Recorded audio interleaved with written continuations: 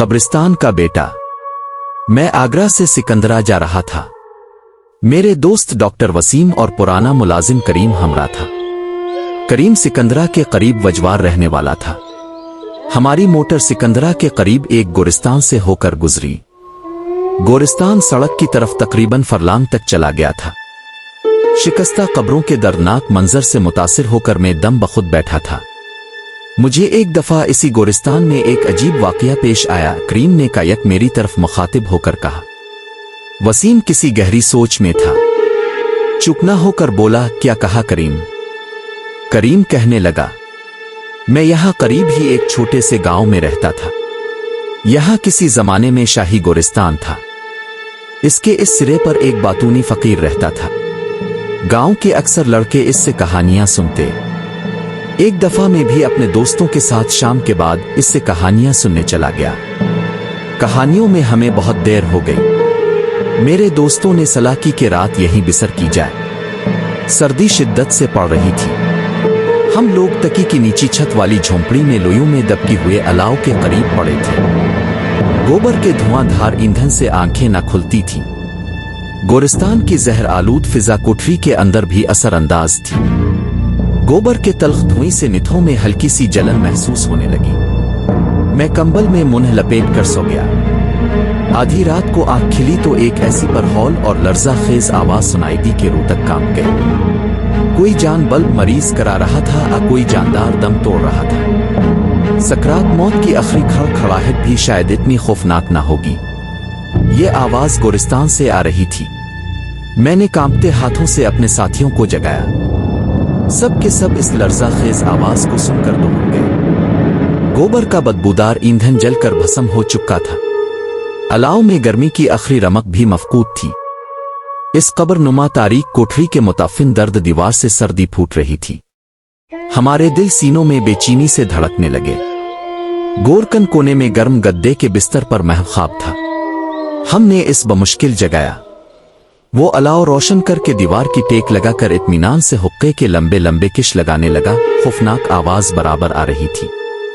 हमने पूछा, ये आवाज कैसी है? इसने जवाब दिया, इसकी तरफ बिल्कुल ख्याल ना करो। ऐसी आवाजें गोरिस्तान से आती रहती है।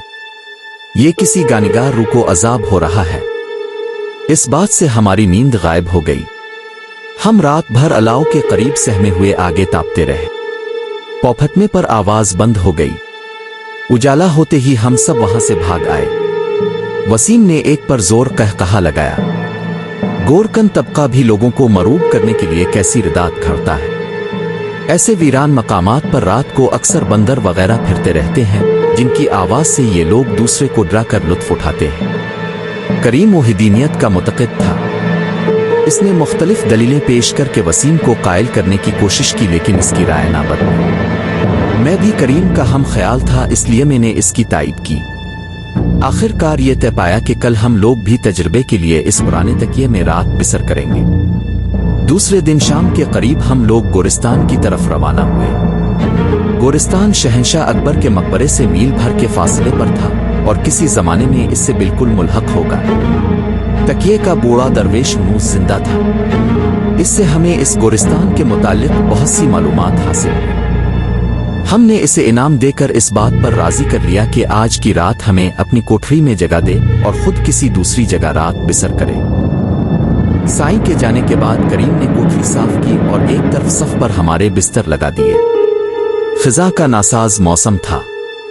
हवा में बेगिल्ली और फिजा में एक दर्द अंगेज थरथराहट थी। रात की सुनसान तारीकी में दरख्तों की बरहना शाखों से रह रहकर एक हुक सी उठती। दिए की रोशनी कोठरी की सिया दीवारों में जज्ब होकर रह गई थी। हम चुपचाप दम साधे हुए बिस्तरों में पड़े रहे। आधी रात के करीब तमाम दुनिया बहर जुल्मात में गर्काब हो रही थी कि कायक एक मुहीब आवाज ने हमें खौफजदा कर दिया। ऐसा मालूम होता था फरिश्ता अजल के फिटकारने की आवाज है या दारोगा जहन्नम के उन कोड़ों की जो किसी गानिगार रूह पर बरसाए जा रहे हैं। करीम और मुझ पर खौफ व हरास तारी था, मगर वसीम पर बजाय खौफ के ताज्जुब का उनसर गालिब था। वो झट उठा और टार्च हाथ में लेकर बाहर निकल गया। हमने इसे बाहर जाते हुए देखा, मगर उसके पीछे जाने की जुर्रत ना हो सकी। थोड़ी देर बाद वापस आया और कोने से कब्रें खोदने वाली कुदाल लेकर दोबारा बाहर जाने लगा। हमने बड़े इसरार से रोका, लेकिन वो जिद्दी इंसान राज की तह तक पहुंचने पर तला हुआ था। बेपरवाही से कहने लगा, मेरी फिक्र मत करो, मैं लाशों की सोहबत में बैठने का आदी हूं। मैंने कुदाल की तरफ इशारा करते हुए कहा, ताहम इस काम के लिए ये वक्त मौजू नहीं, सुबह देखा जाएगा। मगर वो रोके ना रुका। आखिर करीम भी साथ चलने को तैयार हो गया। अब मेरे लिए तन्हा यहां रहना दुश्वार था। जबरा वो कह रहा, उन कैसा ते हो लिया। वह खौफनाक आवाज की सरसराहट के साथ नागवार गूंज पैदा कर रही थी। खुश्क पत्तों की चढ़-मोड़ की सदा से रूहों के चलने फिरने का गुमान होता था। एक टुंडमंद दरख्त के सूखे तने की कोख में सोए हुए गंजे सर वाले गिद्धे वशनी पड़ते ही लंबी लंबी गर्दनें बाहर निकाल कर हमें देखने लगा। टार्च की झिलमिलाती जौ में हमारे साए लांबे और डरावने हो रहे थे। सहमी हुई फिजा में कब्रें खौफ से सुकड़ती हुई मालूम होती थी। हम महसूस करने लगे कि मुर्दे अपनी बेनूर आंखें फाड़ फाड़ कर हमें कब्रों से घोर रहे हैं और अभी अपने इस्तख्वानी हाथ बढ़ाकर पकड़ लेंगे। इस तकलीफ दे ख्याल के जेर असर में बारहा अपने साए से डर कर उछलने लगता। मगर आफरीन है वसीम पर वो जानता भी ना था कि डर किसी को कहते हैं। बेखटके कब्रों को रोंदता हुआ एक पुरानी कब्र पर जाकर खड़ा हुआ। इस कब्र का तावीज जो कभी पुख्ता था, पक्के खरबूजे की तरह तड़क कर फूट चुका था। इस पर बेहद काई उग रही थी। दाएं तरफ एक खिजा रसीदा झाड़ी थी, जिसकी सूखी हुई लंबी लंबी टहनियां कब्र पर फैली हुई थी। सरहाने की तरफ पत्थर की सिल पर मुतवफ़ी का नाम वगैरह कुंद था, जो जंग की कसरत से इस वक्त न पड़ा गया। ये आवाज इसी कब्र से आ रही थी। वसीम इसे खोदने की फिक्र करने लगा। बहुत जल्द इसे महसूस हुआ, यह कब्र जो बज़ाहिर फटकर शहद के छत्ते की तरह को खिली हो रही है, दाल रासल बहुत मजबूत है। वो झाड़ी की सूखी शाखें हटाकर कब्र का कोई हिस्सा तलाश करने लगा। कायक इसका पांव झाड़ी के करीब एक गड्ढे में जा गिरा। इसे टार्च से देखा तो ये एक सुराख था। वसीम इस सुराख को सरगर्मी से खोदने लगा। कुदाल की ज़रब पड़ते ही वो आवाज यकदम बंद हो गई, मगर धन का पक्का वसीम अपने काम में मसरूफ रहा। करीम टार्च लिए खड़ा था और मैं सुराख से निकलती हुई मिट्टी को कांपते हुए हाथों से परे फेंक कर जगह को साफ कर रहा था।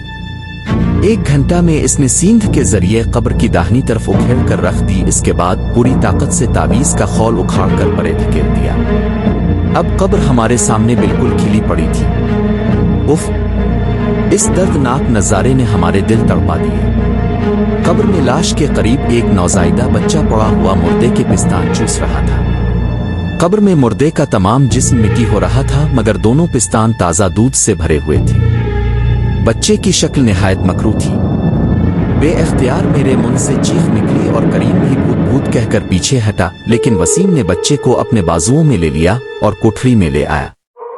दिए की मुसलसल रोशनी से घबरा कर बच्चा रोने लगा।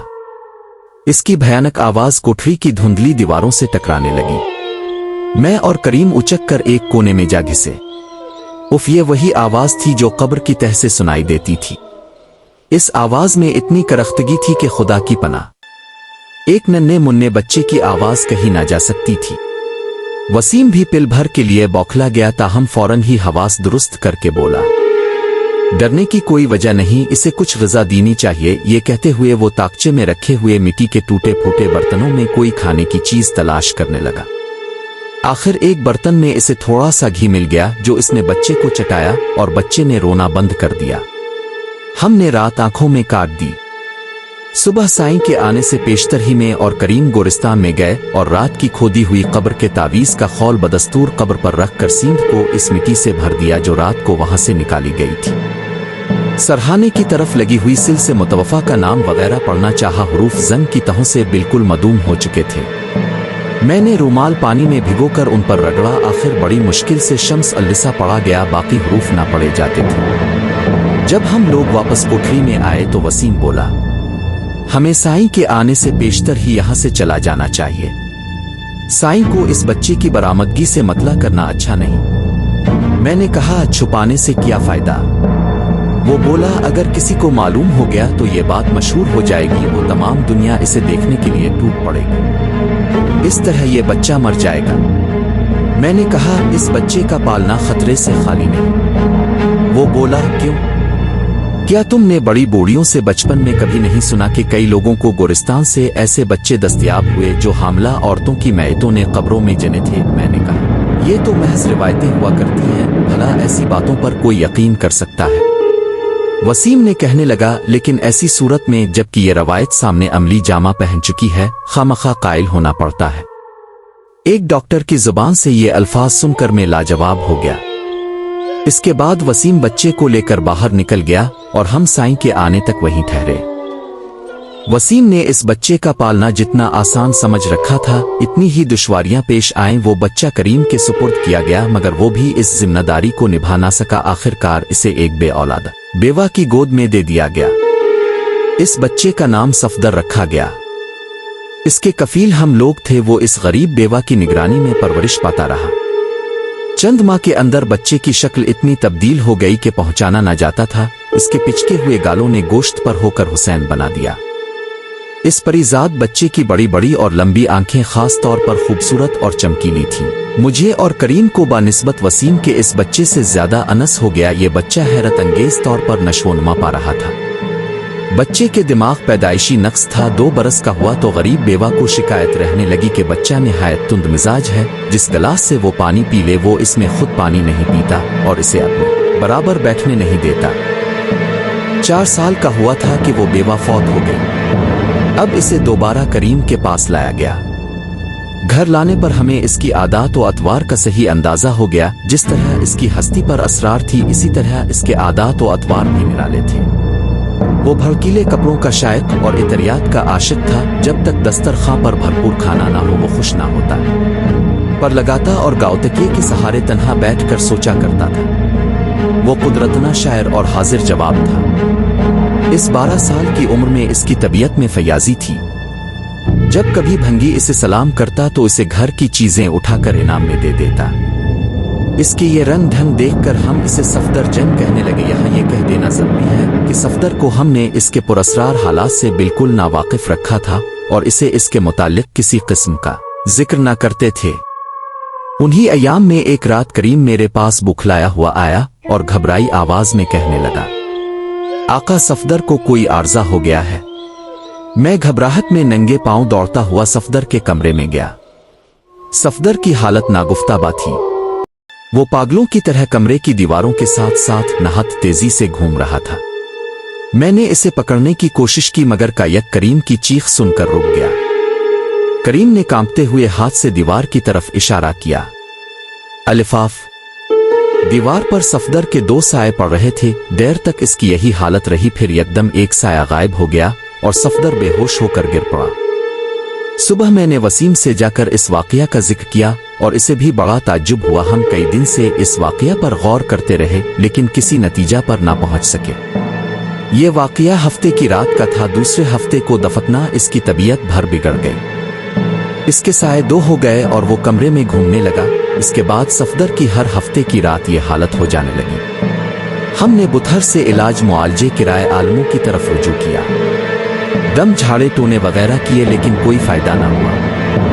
एक दिन वसीम मेरे पास आया। इसने मुझे अजीब खबर सुनाई। वो कहने लगा कि शहर के मशहूर रईस बंदर इब्न को आसेब हो गया है। हर हफ्ते की रात को इसके 2 साए हो जाते हैं और वो पागल बनने में लकड़ी के संदूक से टकरे मार मार कर बेहोश हो जाता है। इस खबर ने मुझे मजीद हैरत में डाल दिया। हम दोनों इसी दिन दीवान साहिब के घर पहुंचे। दीवान बंदराबिन एक कदीम राजपूत खानदान के आखिरी नाम लेवा थे। वसीम से उनकी पुरानी साहिब सलामत थी। वो बहुत खुश इखलाकी से मिले मगर उनके चेहरे पर परेशानी के आसार थे। देर तक उनकी बीमारी के मुतालिक बातें होती रही। वसीम ने सफदर का जिक्र भी शुरू कर दिया और उसकी तमाम दास्तान उन्हें कह सुनाई। का यक मुझे एक ख्याल आया। मैंने कहा, दीवान जी, मैं वो संदूक देखना चाहता हूं जिससे टकरे मार मार कर अब बेहोश हो जाते हैं। आप शौक से देख सकते हैं। दीवान साहिब बोले, इसमें पुराने जमाने की चंद तहरीरों और असलहा के अलावा कुछ नहीं। दीवान साहिब हमें घर के अंदरूनी हिस्सा में ले गए जहां एक पुरानी तर्ज के दालान नुमा कमरे के कोने में लकड़ी का बहुत बड़ा संदूक रखा था जिस पर कदीम साख्त का सुर्ख चमकीला रोगन किया गया था और जा बजा पीतल के बड़े बड़े फूल और पत्तरियां जड़ी हुई थीं। दीवान साहिब ने संदूक खोला। इसके पहले 2 खानों में उनके आबाओ अजदाद का सिपागिरी का साजू सामान और वर्दियां रखी थीं और निचले खाने में पुराने तमस्सुक दस्तावेजें और दूसरे कागजात भरे हुए थे। हम देर तक उन कागजात का मुआयना करते रहे, लेकिन हमें कोई ऐसी चीज दिखाई ना दी जो उन वाकयात पर रोशनी डाल सकती।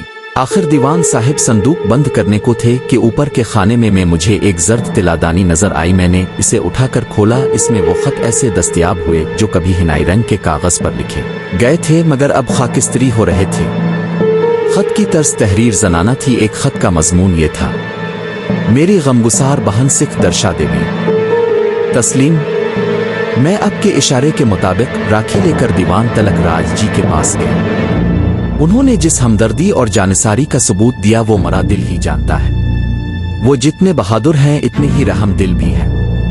उन्होंने जान पर खेल कर मुझे अपने पति से मिलाया। आह, पति देव की हालत देखकर गम से मेरा दिल फट गया। वो बिल्कुल पहचाने ही नहीं जाते थे। उनकी शहजादगी फकीरी में तब्दील हो रही है। उनकी सेहत भी निहायत खराब है। भला शाही महलात में ऐश व इशरत के खूगर शहजादे को कला गो अलिया रुके तंग ओ तारीख तहखाने की हुआ कैसे रास आती। मुझे क्या मालूम था कि मेरे सुनहरे ख्वाबों की ये दिल शिकन ताबीर होगी कि मैं पति देवता को बजाय तख्त नशीन होने के खाक नशीन दे। काश हमारे दिन फिर बदल जाएं, मगर नहीं, ये ख्याल अबस है। भाई की संग दिल्ली पर उनका दिल टूट चुका है। अब वो मुखगिरी की हवस में इंसानी खून बहाने से सख्त तनफ्फुर है। अब उनके दिल में सिर्फ यही आरजू है कि उनका लाशा बजाय तहखानों में सड़ने के उनके आबाओ अजदाद की लाशों के पास दफन हो। में इस वस्फ को पूरा करने का मुकद्दस अग्निकुंड पर किस्म उठाकर उनसे कर चुकी हूँ। अब इस किस्म की अदायगी मुझ पर फर्ज है। अगर मेरी उम्र ने वफा ना की तो शहजादा मुराद का वो बच्चा जो मेरे पेट में है मेरी किस्म पूरी करेगा।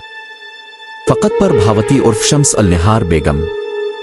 शम्स अल निहार का नाम पढ़कर मेरे रूंटे खड़े हो गए। मुझे इस कब्र पर लिखा हुआ नाम याद आ गया जिससे सफदर बरामद हुआ था। मैंने बेताबी से दूसरा खत उठाया। इसमें लिखा था: हमदम व हमराज सिख वर्षा देवी, मौत मुझसे हम आगोश हो रही है। वक्त की तुंद हुआ मेरा चराग हस्ती गिल करने के दर पे है। मैं अभी तक इसका सख्ती से मुकाबला कर रही हूँ। मुझे बच्चा जन्ने का इंतजार है ताकि मैं इसे खैरू बरकत देकर दुनिया से रुखसत हो जाऊं। आह, पैदा होने का वक्त बहुत दूर है। मौत कहाँ तक मुझसे रियायत करेगी? क्या ये बच्चा मेरे साथ ही कब्र में जाएगा और इस तरह एक हस्ती तलफ हो जाएगी जिस पर एक मजलूम शहजादे की वसीयत और एक नाशाद राजपूतनी की किस्म का दारोमदार था? नहीं, मेरा बच्चा नहीं मर सकता जब तक मेरी किस्म पूरी ना हो। हाँ, मेरी रूह को सख्त से सख्त अजाब ही क्यों ना भुगतना पड़े, मेरी कुव्वत इरादी इसे जिंदा रखेगी और इससे यह किस्म जब ना पूरी गिराएगी। इन अजीब व गरीब खतूत ने मेरे जिस्म में लर्जा डाल दिया। मैंने वो खत वसीम और दीवान साहिब को पढ़कर सुना। क्या सफदर वही बच्चा है? मैंने हैरत व इस्तेजाब से कहा। वसीम ने जोरदार लफ्जों में इसकी तरदीद करते हुए कहा, यह कतना नामुमकिन है। कुछ ख्याल तो करें, यह खत आज से 300 साल पहले शहजादा मुराद की बेगम ने लिखा था। 300 साल तक इस बच्चे का कब्र में जिंदा रहना, फिर एक नौजायदा बच्चे की सूरत में कब्र से निकलना इतना ही नामुमकिन है जितना किसी मुर्दे का जी उठना। ये बात किसी रूहानी ताकत कुव्वत इरादी से कुछ बईद नहीं। दीवान साहिब ने कहा, ओल तो कब्र में बच्चा होता ही कहाँ है? क्या ये कम हैरत अंगेज है? यहाँ मुमकिन और नामुमकिन का सवाल ही फजूल है। बढ़िए, जहाँ तक मेरा ख्याल है ये वही आसिफ ज़दा बच्चा है जो इस खत की राकमा ने कब्र में जना। अब तक वो किसी गैर मरी कुव्वत से जिंदा है। आप माने आना माने, इसी बेगम की रूह उन खतूत को हासिल करने के लिए मुझे तकलीफ दिया करती है। वसीम लाजवाब होकर खामोश हो गया क्योंकि सिरे ही से ये मामला इतना मुहैयर अलअकूल था कि इस पर बहस करना सिवाय अपना दिमाग खाली करने के कुछ मानी ना रखता था। ताहम हमारी तशवीश बढ़ती गई और अहम इसी शश व पंज में घर चले आए। दिन गुजरते गए। सफदर को इस साए की तकलीफ बदस्तूर थी और अब उसकी अफसुर्दगी हद से बढ़ चुकी थी। एक दिन दीवान साहिब सफदर को देखने आए। वो बहुत खुश थे। जब से वो खत उनके घर से निकले फिर कभी उन्हें इस साया ने ना सताया था। उधर सफदर उनसे कुछ कहना चाहता था मगर मेरे डर से न कह सकता था। वो अक्सर मेरे सामने ऐसे ख्यालात का इजहार करता रहता जिससे मैं इसे फातिर अल अक्ल समझता और इसे कहने से रोक देता। वो रास लिए वो मेरे सामने उनको न कह सकता था, लेकिन आज मुझे भी इस्तफसार पर माइल देखकर बड़े सुस्त अंदाज से कहने लगा, ना जाने कब और कहाँ मैंने एक ख्वाब देखा था। पहले तो मुझे इसका कुछ ज्यादा एहसास ना था, लेकिन रफ्ता रफ्ता ये महसूस करने लगा हूँ कि वो ख्वाब नहीं बल्कि हकीकत थी। मैंने ये वहम दूर करने की बहुत कोशिश की, लेकिन वो बजाय दूर होने के ज्यादा मजबूत हो रहा है। अब वो वहम तरक्की पर है। मुझे खौफ है कि मैं कहीं दीवाना ना हो जाऊं। वो किसी गहरी सोच में पड़ गया। कामिल सुकूत के बाद इसने कहा, ख्वाब में मैंने देखा कि मैं एक लतीफ सी चीज हूँ और एक तन वो तारीक कमरे में मौजूद हूँ जिसके दरमियान एक हौज में अलाव जल रहा था और आग के बड़े बड़े अंगारे दहक रहे थे। आग के करीब एक औरत खड़ी थी और उसके सामने एक लंबी लंबी आंखों वाला खुश जवान पजमुर्दा सूरत बनाए खड़ा था। औरत कह रही थी कि अगर उनकी साजिश कामयाब हो गई तो उसे बहुत जल्द रिहाई मिल जाएगी। मर्द कहने लगा, पर भा औरंगजेब आलमगीर कोई मामूली इंसान नहीं, उसके सामने साजिशों की कुछ हकीकत नहीं। पर भा और औरंगजेब के नाम पर हमारे कान खड़े हो गए। दीवान साहिब ने मुझे मानी खेज निगाहों से देखा। सफदर सिलसिला कलाम जारी रखते हुए कहने लगा। खुशरू आदमी ने कहा, इस मामला में तुम बिल्कुल हिस्सा ना लो, कहीं तुम पर कोई मुसीबत नाजिल ना हो जाए। मेरी रिहाई की कोई उम्मीद नहीं। अब मेरे दिल में सिर्फ एक हसरत है कि मरने के बाद मेरा लाशा इस गिरदोनवा में ना रहे, बल्कि मेरे खानदान के अफराद के पहलू बा पहलू दफन हो। ये दिल शिकन बातें सुनकर वो औरत रोने लगी। मर्द ने फिर कहा, पर भारो धोकर मुझे बुज़दिल ना बनाओ, बल्कि मेरी हिम्मत बंदिया, अगर हो सके तो अपनी राजपूती शान के मुताबिक वदा करो कि मेरी आखिरी आरजू पूरी करने की कोशिश करोगी। ये सुनते ही औरत फौरन आंसू पूंछकर तन कर खड़ी हो गई। इसने संजीदगी से इस जलती हुई आग की तरफ इशारा करके जवाब दिया कि बहसीत एक राजपूत औरत के इस मुकद्दस अग्निकुंड पर हल्फ उठाकर कहती हूँ कि अगर खुदा न खास्ता कोई ऐसी वैसी बात हो गई तो मैं आपको जरूर किसी शाही कब्रिस्तान में पहुंचाकर चीन लूंगी। अगर मैं मर गई तो ये बच्चा जो इस वक्त मेरे पेट में है मेरी किस्म को पूरा करेगा। जिस वक्त वो औरत किस्म खा रही थी, मुझे ऐसा महसूस हुआ कि जो अल्फाज कह रही है वही हर्फ बहरेफ में दोहरा रहा हूँ, या दूसरे लफ्जों में ने भी वही किस्म उठाई। इसके बाद के हालात का मुझे कुछ मालूम नहीं, अलबत्ता रोज बरोज मेरी बेकरारी बढ़ रही है और मैं हर वक्त उन्हीं ख्यालात में गर्क रहता हूँ। दूसरे दिन दीवान साहिब ने मुझे और वसीम को बिला भेजा और कहने लगे, मैं दावे से कहता हूँ कि सफदर वही पर असरार बच्चा है जिसका जिक्र शहजादा मुराद की बेगम ने इस खत में किया था, और इस लड़के की बातों से साफ जाहिर है कि इसकी रुबेदार है और किसी पर असरार दुनिया में इस किस्म की अदायगी का इकरार कर चुकी है। वसीम कहने लगा, इतनी सदियों के बाद एक गुमनाम लाश की जस्तजू कितनी मुज़हका खेज बात है। दीवान साहिब बोले, तुम्हें किस्म की अदायगी या अलिफत से किया गरज लड़के को सिर्फ इस ख्याल से वहां ले जाना चाहिए कि शायद इस सरजमीन पर उसके कदम पड़ने से एक बेचैन रूह को तस्कीन हो जाए और वो इसे छोड़ दे। उन पे दर पे इंकिशाफात ने हमें चक्कर में डाल रखा था, इसलिए दीवान साहिब के कहने पर हम सफदर को सैर के बहाने ग्वालियर ले गए। ग्वालियर पहुंचकर दूसरे दिन हम कला देखने गए। जमाना कदीम की सनत व अजायबात देखते हुए इस अजीम अलशान दमदे पर चढ़ गए जहां शाही महलात थे। वहां एक मजबूत किस्म का बूढ़ा जाट चौकीदार हमें मिला, जूसर पर गाड़े का बड़ा सा मुंडा सा बांधे खड़ा था। इसकी कच्चेर दाढ़ी चढ़ी हुई थी, अलिफ वर घने अबरुओं के नीचे दो गोल चमकती हुई आंखों से सख्त गिरी झलक रही थी। ये शख्स बिल्कुल गनवार था। इसने एक खास अंदाज से तन कर हमें सलाम किया, फिर हाथ से हमें पीछे आने का इशारा करके आगे हो लिया। वो कई एक जीने और भूल भिलियां तय करता हुआ हमें एक वसी सह में ले गया, जिसके इर्द गिर्द बड़े बड़े फराख दालान मूर्ति नुमा सतूनों पर खड़े थे। वीरान महल के उदास दरो दीवार चरख नाहंजार की हलाकत आफरीनियों का गल्ला जबान हाल से कर रहे थे। बूढ़े चौकीदार ने अपनी फटी हुई जेब से एक जर्दरंग का बोसीदा कागज निकाला और इसे देखकर कहने लगा, ये वो जगह है जहां औरंगजेब ने बचपन राजे एक मुद्दत और राज तक मुक़य्यद रखे। आखिरकार श्री गोविंद जी महाराज ने उन्हें रिहाई दिलाई। इसके बाद वो वापस लूटा और शान तहक्कुम से हमारे आगे चलने लगा, गोया ये अलीशान कला उसके बाप दादा की मलकियत है। वो बेशुमार जीने उतरता, कई तिकोनी डोरियां और नीम छत बुखारचियां करता हुआ हमें एक तहखाने में ले गया। इस अंधेरे गुप में हम बहुत घबराए, मगर बूढ़े चौकीदार ने झटलम्प रोशन कर दिया। बरकी रोशनी से तहखाना की तारीख व बदनुमा संगी इमारत जगमगा उठी। इस तहखाने की दरमियानी गुंबदनाम छत संगीन सतूनों पर खड़ी थी, जिनकी मेहराबों के दोनों तरफ मोटे मोटे आहनी कड़े लटक रहे थे और सतूनों के पीछे चारों तरफ एक तारीख रविश बनी हुई थी। जीने की संगीन जालियों से आने वाली हुआ के परेशान झोंड के तहखाने के कब्र नुमातन दरवाजे से दाखिल होकर ऐसी दर्दनाक आवाज पैदा कर रहे थे जैसे कोई बदकिस्मत असीर सिसकियां लेकर रो रहा हो। गनवार चौकीदार ने झट जर्द कागज जेब से निकाला और पढ़कर कहने लगा, इस तहखाने में मुजरिमों को तहकीक किया जाता था। हम चौकीदार की बातें सुन रहे थे और सफदर पागलों की तरह चक्कर लगाने में मसरूफ था। मालूम होता था कि वो किसी की तलाश में है। कुछ देर बाद वो खामोशी से सुतून की टेक लेकर सोचने लगा।